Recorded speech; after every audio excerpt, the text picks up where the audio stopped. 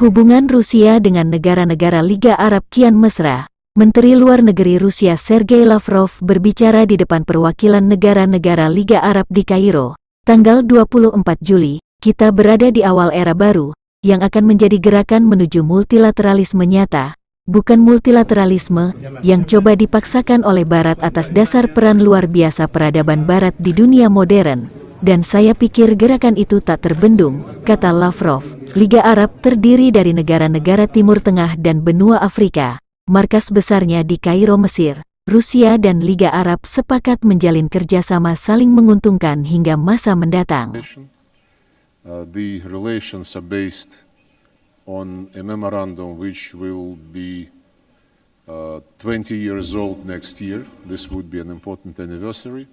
And we, today, with the Secretary General, agreed to take stock of where we are and what additional plans we can introduce to promote our relations in various fields, be it trade, investment, culture, education, and of course, cooperation on international issues.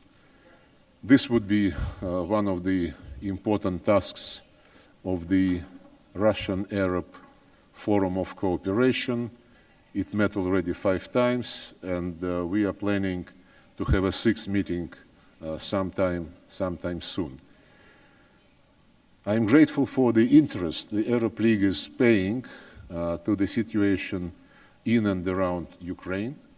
We appreciated balanced, fair, responsible position taken by the member states and by the